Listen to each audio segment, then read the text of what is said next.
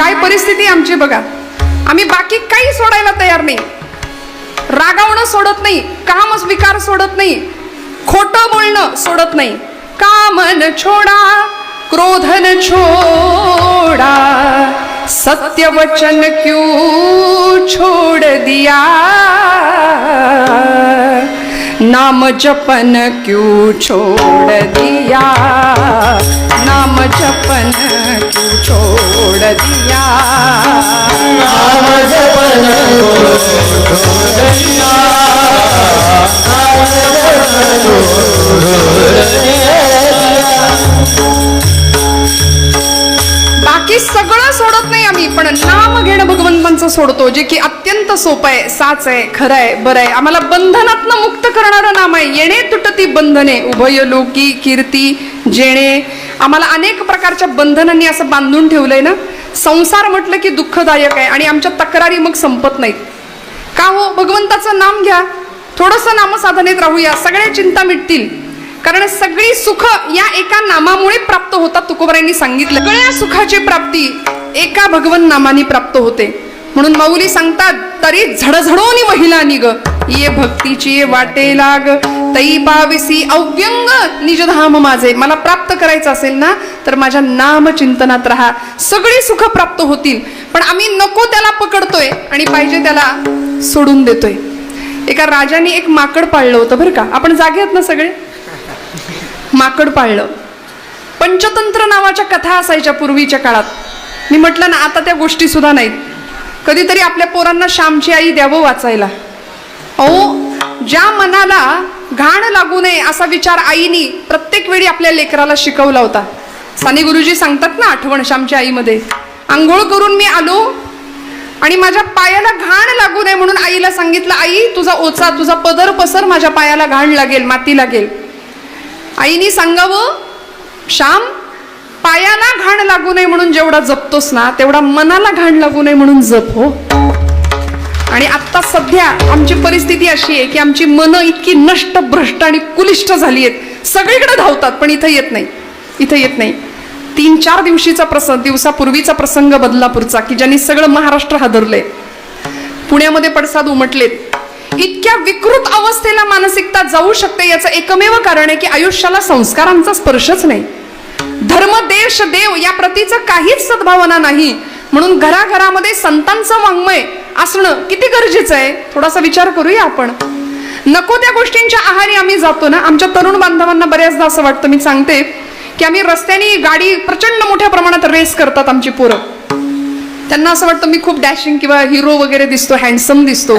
खरं सांगू का, तुम्ही हँडसम नाही, तुम्ही मूर्ख दिसता.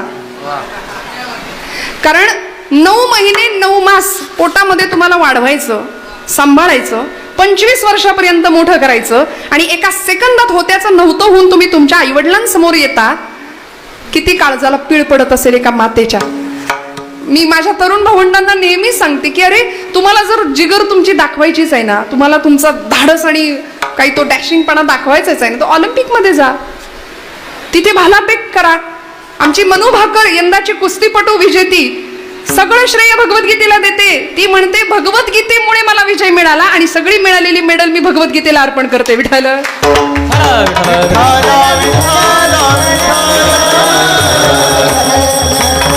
किती गरजेचं आहे नामसाधना. बघा ना, किती अध्यात्माचं बेसमेंट आयुष्य. तुम्ही कितीही आयुष्यात प्रगती करा, पण अध्यात्माचं बेसमेंट जर आयुष्याला नसेल ना तर काहीच अर्थ नाही, काहीच नाही. लौकिकातलं प्रगती शून्य शून्य.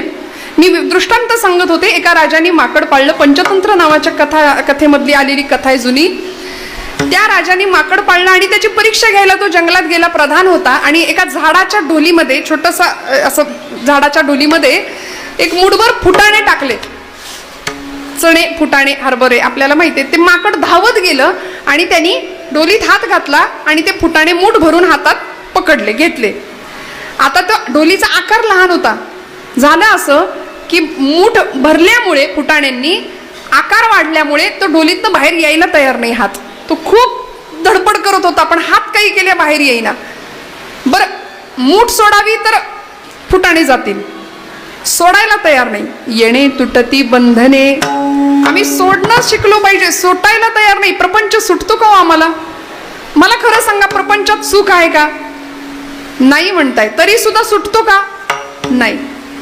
किती गंमत आहे बघा. त्यांनी फुटाणे, पण हे माकडाचं सांगते बरं का मी, त्यांनी फुटाणे हातामध्ये धरले, तो सोडायला तयार नाही. मग आता प्रधानाने एक गंमत केली. त्यांनी काय केलं, एक मोठं पेढ्यांचं ताट भरून असं त्या माकडाच्या समोर खाली ठेवलं.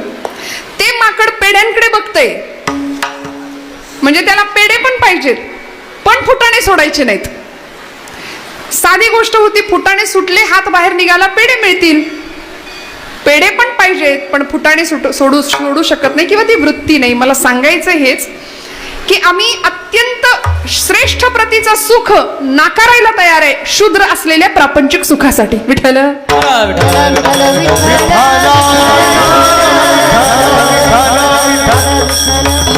म्हणून तर नामदेवांनी खंत व्यक्त केली.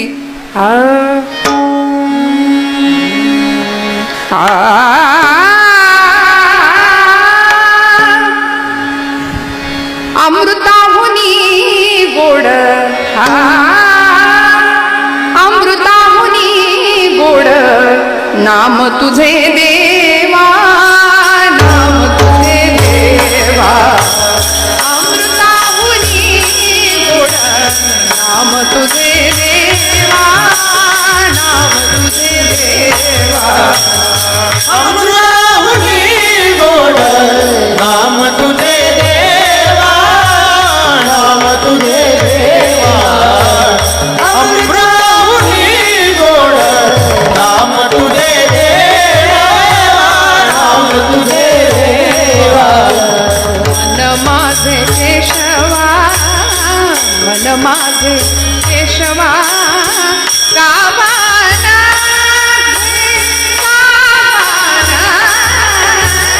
अमृताहुनी गोड, अमृताहुनी गोड नाम तुझे देवा, नाम तुझे देवा.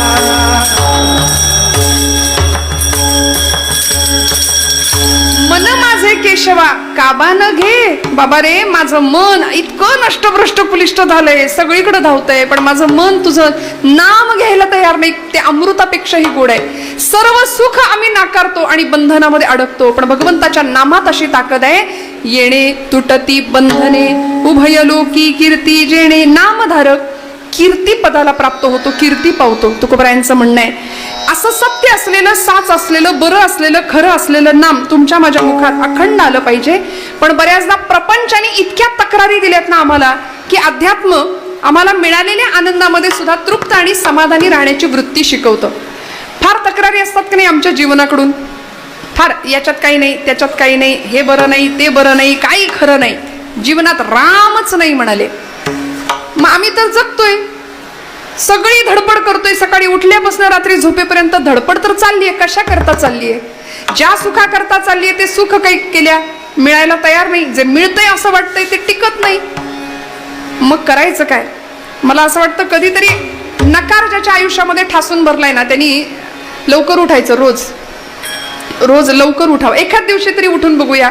कारण आमची जुनी मंडळी ब्रह्ममुहूर्त माहिती होता त्यांना, आता आम्हाला माहिती नाही. तो रामप्रहर माहिती नाही. आम्ही सगळे सूर्यवंशी आता, आणि बऱ्यापैकी कीर्तनकार हा तर निशाचर प्राण्यामध्येच मोडतो. विठ्ठल विठ्ठल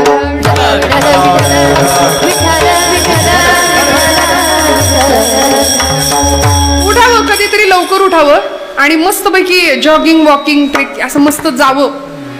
असंख्य माणसं तुम्हाला रस्त्याने पळताना दिसतील बरं का. त्यातल्या एका माणसाला विचारावं, तुम्ही का पळताय? तुम्ही का पळताय? समोरनं उत्तर येईल, पोट कमी करायचंय म्हणून पळतोय. बरोबर आहे ना? कारण किती पोशिला देह खाऊनी तूप रोटी साखरे, आयुष्यभर देहाचे चोचले पुरवले, तोही इथे राहावयाचा 3 चिमट्या राख रे. सगळं संपणार आहे.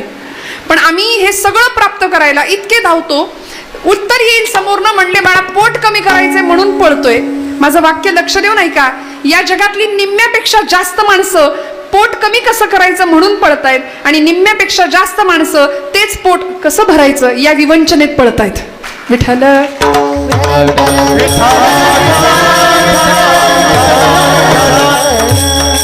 खूप मोठी तफावत आहे. मग कधीतरी स्वतःकडे बघायचं की अरे देवाने मला काय कमी दिलंय?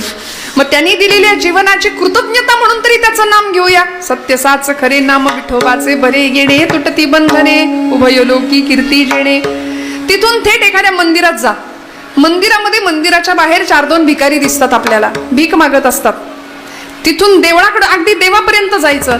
तिथंही एखादा श्रीमंत व्यापारी असतो, तो सुद्धा देवासमोर भीकच मागत असतो, दुसरं काही नाही करत. प्रपंचातलं सुखच मागत असतो ना, कारण सगळं असतं पण प्रपंचात सुख नसतं.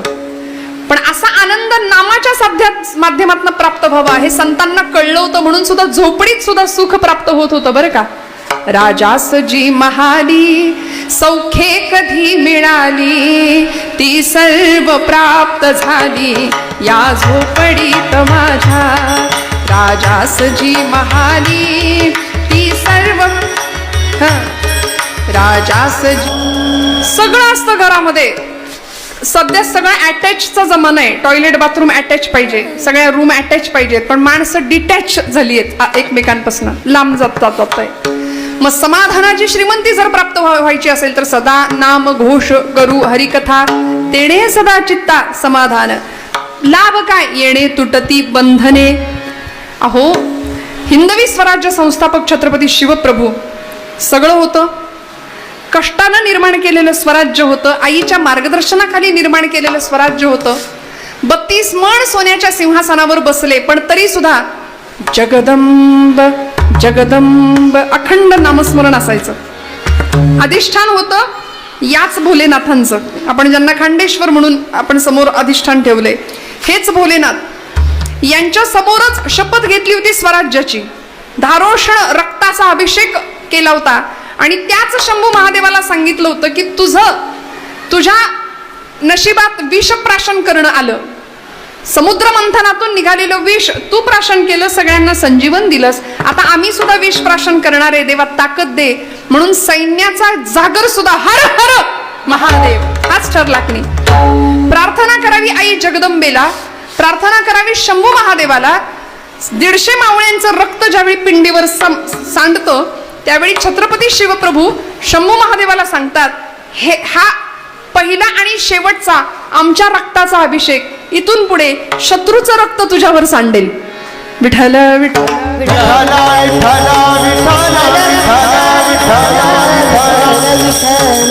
कारण लहानपणापासून भक्ती आणि शक्तीचा सुरेख संगम जिजामातोश्रींनी ज्या बाळाच्या अगदी गर्भात असताना रक्तापासूनच पेरला होता.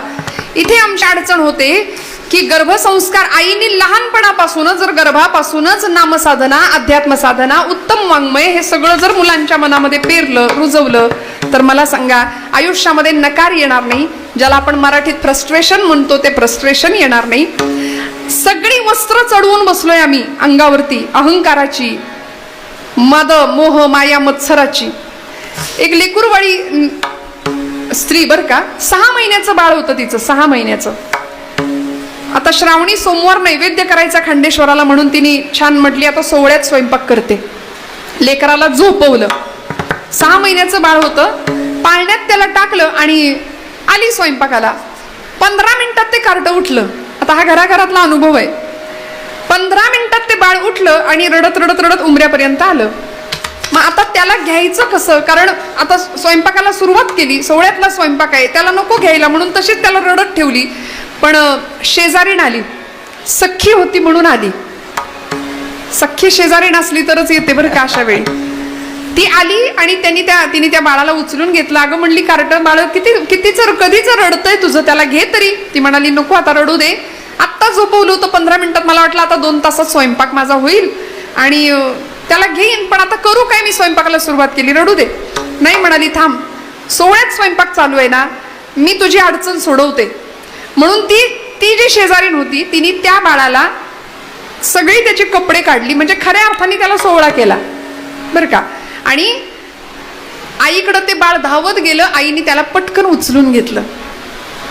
जसं त्या आईने त्या लेकराला उचलून घेतलं ना, तसं जगाच्या आईने आपल्याला जर उचलून घ्यावं असं वाटत असेल तर आपल्याला सुद्धा आपल्या शरीरावर असलेली अहंकाराची, मायेची, मोहाची, मत्सराची, द्वेषाची जी वस्त्र आहेत ती उतरवली पाहिजे, तेव्हा ती जगाची माय आपल्याला उचलून घेईल. विठो माझा लेकुरवाळा संगे गोपाळांचा मेळा निवृत्ती हा खांद्यावरी सोपानाचा हात धरी घेतला ना उचलून संतांना भगवंत आम्हाला उचलून घेईल आमचा योगक्षेम वाहील फक्त त्याकरता म्हणाले त्याला जे आवडतं ते करूया त्याला काय आवडतं त्याला त्याचं नाम आवडतं त्याला त्याचं नाम आवडतं आणि असं नाम कशा अंतःकरणाने घ्यायचं अभंगाचं तिसरं चरण भाव ज्याचे गाठी लाभ त्यासी त्यासी लाभ उठा उठी सगळ्या लाभाची प्राप्तता होते काय भाव होतो त्या गवळणींनी माठ घ्यावेत डोक्यावरती दुधादयाचे आणि गोकुळाहून त्या मथुरेला जाताना गोविंद घ्या दामोदर घ्या असं म्हणावं दही घ्या दूध घ्या पेक्षा दुडीवर दुडी गवळणी साथी निघाल्या गोरस घ्यायसे म्हणू विसरल्या गोविंद घ्या कुणी दामोदर घ्या गोविंद घ्या कुणी दामोदर मग काय गंमत व्हायची सतत गोविंद अहो वृंदावनाच्या मातीला सुद्धा कृष्ण नामाचा स्पर्श आहे मातीचा कण अन कण कृष्ण कृष्ण जय कृष्ण कृष्ण जय कृष्ण कृष्ण जय कृष्ण कृष्ण कृष्ण जय कृष्ण कृष्ण जय कृष्ण कृष्ण जय कृष्ण कृष्ण जय कृष्ण कृष्ण जय कृष्ण कृष्ण जय कृष्ण कृष्ण जय कृष्ण कृष्ण जय कृष्ण कृष्ण जय कृष्ण कृष्ण जय कृष्ण कृष्ण जय कृष्ण कृष्ण जय कृष्ण कृष्ण कृष्ण जय कृष्ण कृष्ण जय कृष्ण कृष्ण जय कृष्ण कृष्ण कृष्ण जय कृष्ण कृष्ण जय कृष्ण कृष्ण जय कृष्ण कृष्ण कृष्ण जय कृष्ण कृष्ण जय कृष्ण कृष्ण जय जय कृष्ण कृष्ण जय कृष्ण कृष्ण जय कृष्ण कृष्ण कृष्ण जय कृष्ण कृष्ण जय कृष्ण कृष्ण जय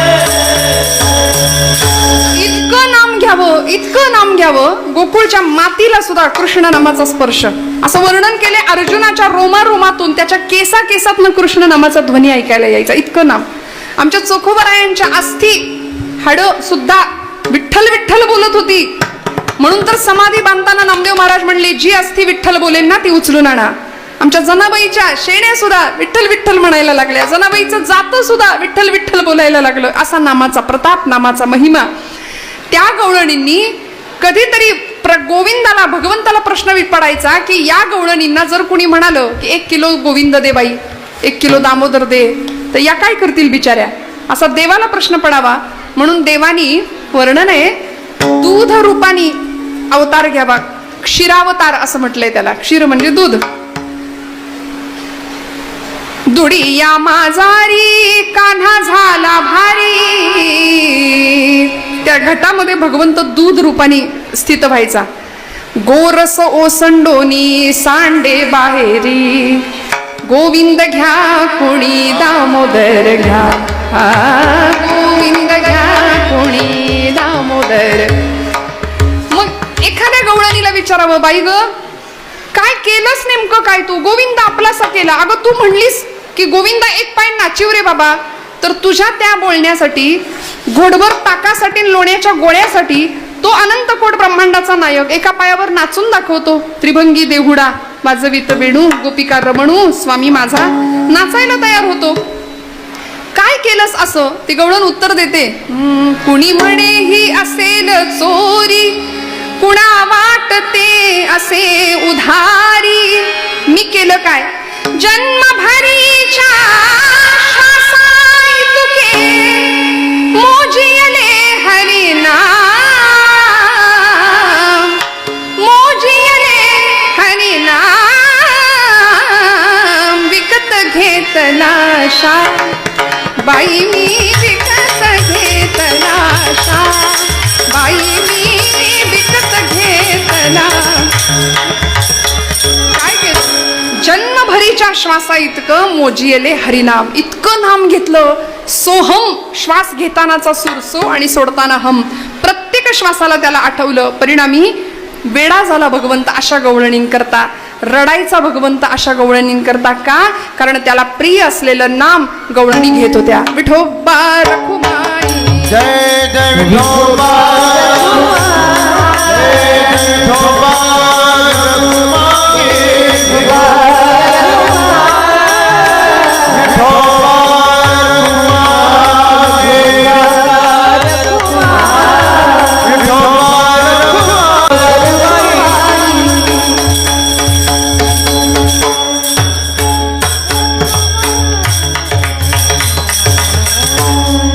वा वा वा वा. या सगळ्या मंडळींसाठी टाळ्या वाजवा जोरदार. हा खेळ नोहे एकल्याचा. एकटा कीर्तनकार काही करू शकत नाही. महाराजांसारखी अतिशय गोड गळ्याची गुणीजन मंडळी आहेत. इतकी सुंदर महाराजांची नादब्रह्मावरची थाप आहे. जोरदार टाळ्या वाजवा त्यांच्यासाठी. हे सोपं नाहीये. मी नेहमी सांगते हे अनेक वर्षांची तपश्चर्या या पाठीमागं असते आणि मग आपल्या हृदयाला हेलावून टाकणारा ध्वनी. हा बर. एक निवेदन महाराजांनी माझ्याकडे दिले. उद्या दिनांक शनिवार 24/8/2024 रोजी ग्रामस्थांकडून आमटी भाकरीचं अन्नदान आहे. तरी सर्व महिला भगिनींनी कीर्तनाला येताना भाकरी घेऊन याव्यात ही विनंती. वा वा. अरे संसार संसार जसा तवा चुल्यावर आणि आधी हाताला चटके तवा मिळते भाकर. सोपं आहे का? तुम्हाला काय जातंय? पण या सगळ्या मंडळी बघा उद्या मोठ्या अंतःकरणाने मोठ्या आनंदाने तुम्हाला भाकरी अन्नदान म्हणून देणार आहेत. खरं सांगू का, भगवंत कुठे याचं उत्तर संतांनी दिलंय. जिथं नाम गजर होतो तिथे भगवंत आहे. जिथे अन्नदान होतं तिथे भगवंत आहे. भगवंताला प्रिय आहे. जिथे अंतःकरणातलं समाधान नांदतं ना त्या अंतःकरणात भगवंत नांदतो.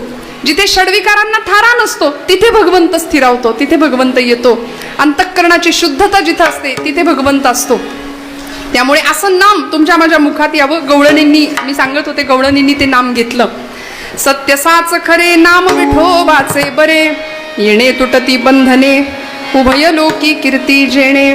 भाव ज्याचे कंठी लाभ त्यासी उठाउठी किंवा त्यासी लाभ उठाउठी. सगळ्या लाभाची प्राप्तता होते. अत्यंत भावपूर्णतेने नाम घेतलं पाहिजे. आमच्या नामामध्ये भाव नसतो. आम्ही जे नाम घेतो ना, आम्ही जे अध्यात्म करतो ना, ते अध्यात्म असं आहे की देव म्हणतो माझ्याकडे येणारे सगळे मेले व्यापारी काहीतरी पाहिजे असतं म्हणून येतात. अंतःकरणपूर्वक भक्ती करणारं कुणी नाही. मग अंतःकरणापासून गवळणींनी नाम घेतलं गोपींनी, म्हणून देव रडला त्यांच्याकरता. देव रडतो अशा भक्ताकरता. आपल्या सगळ्यांना कथा माहिती आहे. भगवंतांना बरं नव्हतं. मी उरलेल्या वेळात सेवा संपवणारे काळजी करू नका. भगवंतांना बरं नव्हतं. त्रास होत होता खूप. द्वारकेत होते, सोन्याची द्वारका नगरी. आणि एवढं सगळं ऐश्वर्य वैभव पायाशी लोळून घेत असताना सुद्धा झालं काय, एक दिवस देव असे चिंतित होते. का तर म्हणाले गोकुळाची आठवण येत होती. प्रचंड गोकुळाच्या आठवणीने व्याकुळ व्हायचे देव. अनंतकोट ब्रह्मांडाचा नायक द्वारकाधीश होता. आणि एक दिवस रुक्मिणी आईला राहवलं नाही. रुक्मिणी आई साहेबांनी विचारलं की एवढं सगळं सोनं आहे, इथं ऐश्वर्य आहे, रसपटिक माणकं अशी रस्त्यात पसरली आहेत, सगळं सोन्याचं आहे, फक्त माणसं सोन्याची नाहीत पण सोन्यासारखी आहेत, असा द्वारकेचा व्यवहार आहे. तरी सुद्धा म्हणले का बरं तुमचा चेहरा पडलाय, का बरं तोंड पडलंय देवा? प्रमुख अष्टनायिका सेवेला हजर आहे. 16,108 राण्यांचा तुमचा प्रपंच आहे. आता असं बोललं की माणसं बरोबर म्हणतात कृष्णाने किती केल्या? 16,108. पण चुकून जर विचारलं कालच्या कीर्तनातला अभंग कुठला होता तर हे नाही सांगता येत आम्हाला पटकन. तेवढं लक्षात बाकी भारी ठेवतो आम्ही. आता अष्टमीचा दिवस येतोय. 10 थरांचा गोविंदा उभा राहील. लाखो रुपयाची बक्षिसं वाटली जातील. भगवंतांच्या चारित्र्याबद्दल फार गप्पा केल्या जातात. बोलणारी म्हणतात अहो रामाबद्दल कृष्णाबद्दल बोलण्यासारखं भरपूर आहे, म्हणजे त्यांच्या विरोधात बोलण्यासारखं भरपूर आहे. तसं तर तुला सुद्धा नावं ठेवण्यासारखं तुझ्याही चरित्राबद्दल भरपूर असतं. पण बोलायचं का हा प्रश्न आहे. लाखो रुपयांची बक्षिसं वाटली जातात. पण अशा कितीतरी द्रौपदी आहेत की ज्यांना अंग झाकलं जाईल असं वस्त्र नाहीये जगामध्ये. अशी कितीपर्यंत आम्ही वस्त्र पोहोचवतो. आम्ही भगवंतांचे वारसदार म्हणवतो, भक्त म्हणवतो. काय चरित्र आहे देवाचं माझ्या. तुम्ही मला योगी म्हणा, तुम्ही मला भोगी म्हणा, मी कर्मयोगी आहे भगवंत म्हणतो. आणि असा गोपाल कृष्ण गोकुळातल्या गवळणींसाठी रडत होता द्वारकेमध्ये आठवणीने. रुक्मिणी म्हणाली काय रडता देवा, सगळं तर आहे तुमच्या इथं आणि काय रडता, काय त्या गवळणींमध्ये आहे, सगळा तो बॅकवर्ड एरिया म्हणाली. काय त्या गवळणींमध्ये एवढं आहे, सारखं रडायचं त्यांच्या. आणि हे आवडलं नाही देवाला. आवडलं नाही. आपल्या मातृतुल्य गोपींना कुणीही नावं ठेवलेली देवाला चालत, भक्ताला चालत नाही. भक्ताला काही म्हटलेलं भगवंत 4 दिवस जाऊ दिले आणि प्रचंड फणफणलं तापाने शरीर देवाचं, प्रचंड फणफणलं. किती काळे उकळून दिल्या, मात्रा पाजल्या, औषधं पाजली, चांगल्या चांगल्या डॉक्टरला वैद्यांना दाखवलं, पण गुण काही यायला तयार नाही देवांना. शेवटी रुक्मिणी आईसाहेब म्हणाल्या, तुम्ही सांगा ना याच्यावर काही औषध असेल तर. भगवंत म्हणाले, याच्यावर औषध नाही रुक्मिणी, बहुतेक आता हे दुखणं मला घेऊन जाणार आहे. आता नटधारी होता, नटनायक होता, मला हे दुखणं घेऊन जाणार आहे. नाही देवा, काहीतरी औषध सांगा.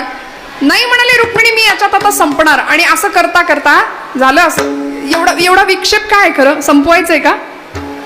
विठ्ठल विठ्ठल विठ्ठल विठ्ठल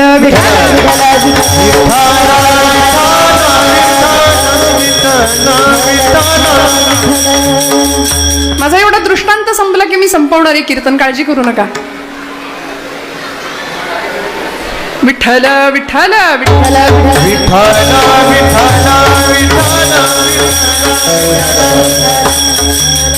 आपल्याकडे म्हण आहे, भजनाला 8 आणि भोजनाला 60. त्यामुळे आधी पोटोबा समोर काही नाही चालत, नाही का? सगळं तर त्याच्याकरताच आहे.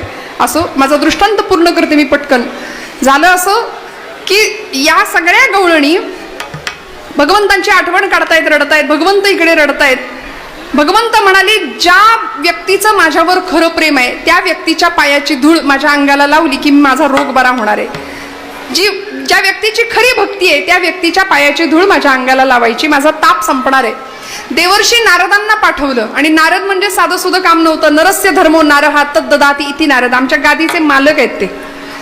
हा, म्हणून आम्ही चुकून कधीतरी म्हणतो, ज्यांनी कळ लावली ना त्याच्याबद्दल बोलताना आपण म्हणतो कळीचा. तसं बोलू नये बरं का, अजिबात तसं बोलू नका. कारण देवर्षींनी जिथे जिथे कळ लावली तिथे तिथे त्या परिस्थितीविषयी त्यांच्या मनात कळकळ होती. राक्षसांचंही कल्याण झालं, देवांचंही कल्याण झालं, समाजाचं, धर्माचं, सगळ्याचं कल्याण संतांमुळे होतं. देवर्षी नारद गेले, सगळीकडे शोधलं, कुणी पायधूळ द्यायला तयार नाही. शेवटी गोकुळात गेले आणि प्रत्येक गोपींनी सांगावं की देवर्षी काय झालंय नेमकं आमच्या कृष्णाला? म्हणाले, ताप आलाय, प्रचंड फणफणलंय अंग. हो का? प्रत्येक गवळणीनं अशा कच कच कच धुळीत आपले पाय नाचवावेत, पाट्या पाट्या भरून नारदांच्या समोर ठेवाव्यात. आणि प्रत्येक गवळण सांगत होती, जिथं खरं भक्तीचं प्रेम आहे, जिथे खरं नामप्रेम आहे, तिथे स्वर्ग आणि नरक या भावनेचा स्पर्श होत नाही. आम्ही आमच्या पायाची धूळ लावून देवाला लावण्यामुळे आम्ही नरकात कुजून संपलो तरी चालेल. या पाठीमध्ये जितके धुळीचे कण आहेत तितके दिवस, तितकी जन्म, तितकी वर्ष नव्हे तितकी युग आम्ही नरकात कुजून संपलो तरी चालेल, पण आमचा कृष्ण बरा झाला पाहिजे, आमचा कृष्ण बरा झाला पाहिजे. म्हणून पाट्या पाट्या भरून नारदांच्या समोर ठेवल्या. नारदांनी पाटी उचलावी आणि आपल्याच अंगावर ओतून घ्यावी. गोपी म्हणाले होते, नक्की ताप कुणाला आलाय, तुम्हाला आलाय की कृष्णाला? मग म्हणाले, निघा, आमच्या या पायाच्या धुळीवरती फक्त अधिकार आहे कृष्ण परमात्म्याचा. म्हणून ती धूळ आज गोपी चंदन म्हणून तोच पंढरीश परमात्मा माथ्यावर मिरवतो, माथ्यावर मिरवतो. का? कारण नामधारकाचं प्रेम इतकं विलक्षण असतं की ते देवाला वेड करतं, देवाला वेड करतं. म्हणून तर येणे तुटती बंधने, उभय लोकी कीर्ती जेणे, भाव ज्याचे कंठी त्यासी लाभ उठाउटी. सगळे लाभ अशा भक्ताला भगवंत प्राप्त करून देतो. आणखी काय लाभ होतो? सगळ्यात मोठा काळ सुद्धा घाबरतो. शेवटचं चरण, तुका म्हणे भोळा, जिंकू जाणे कळी काळा, येणे तुटती बंधने, उभय लोकी कीर्ती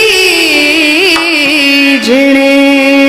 तुका म्हणे भोळा, भोळ्या अंतःकरणाने जर भगवंतांचं नाम घेतलं ना तर असा नामधारक त्या नामधारकाकडे काळ सुद्धा बघून चळचळा कापतो. म्हणाले, तुकाराम नाम घेता कापे यम. यम सुद्धा घाबरतो नामधारकाकडे येताना, विचार करतो. अनेक कथा आहेत आपल्याला पुराणामध्ये, महाभारतामध्ये, रामायणामध्ये या संदर्भातल्या. त्यामुळे असं नाम आमच्या मुखात यावं. शिवनाम मुखामध्ये जेव्हा असतं ना त्यावेळी काळ घाबरतो. आपण खांडेश्वरांच्या समोर आहोत. शिवस्तुती आपल्या सगळ्यांना माहिती आहे. त्यातला पहिला श्लोक आहे, कैलास राणा शिवचंद्र मौळी, फणींद्र माथा भ्रुकुटी जळाळी. हा श्लोक सगळ्यांना माहिती आहे. त्याच्या शेवटचा श्लोक आहे, शास्त्राभ्यास नको, श्रुती पढू नको, तीर्थासी जाऊ नको, योगाभ्यास नको, व्रते मख नको, तीर्थे तपेती नको, काळाचे भय मानसी धरू नको, दुष्टासी शंकू नको, ज्याची या स्मरणे पतित तरती तो शंभू सोडू नको. असा शेवटचा श्लोक आहे. परवा एका कीर्तनात मी हा श्लोक म्हटले आणि एक गृहस्थ मला येऊन भेटले, म्हणाले ताई तो श्लोक लिहून देता का? म्हटलं कुठला? ते म्हणाले तो. म्हटलं मी बरेच श्लोक म्हटले, नेमका कुठला? ज्याच्यामध्ये हे करू नको, ते करू नको, असं करू नको, तसं करू नको असं लिहिलंय ना, तो श्लोक लिहून द्या म्हणले. किती लबाडी आहे बघा आमची.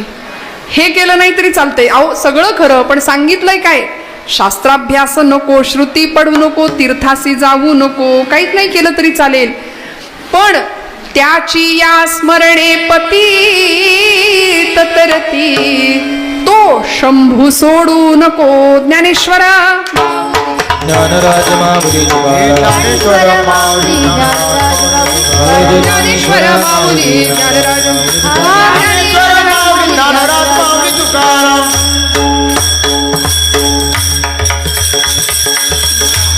सत्य साच खरे, नाम विठोबाचे बरे. आज प्रथम दिवसाच्या या कीर्तन सोहळ्यासाठी संतश्रेष्ठ जगद्गुरु तुकोबारायांचा नामपर प्रकरणातला नाम महात्म्य सांगणारा सर्वपरिचित असलेला अभंग, त्या अभंगावर यथाशक्ती यथामती निरूपण करण्याचा प्रयत्न केला. पहिला दिवस आहे, आपण सगळे इतक्या संख्येने उपस्थित राहिलात. अजूनही संख्या उत्तरोत्तर वाढत जाणार आहे यात शंका नाही. सर्व देवस्थानचे पदाधिकारी, सर्व संयोजक, आयोजक, ट्रस्टी, परमादरणीय गुंजाळ काका असतील. खरं तर सगळ्यांच्या नावाचा उल्लेख, मला असं वाटतं त्या एका नावा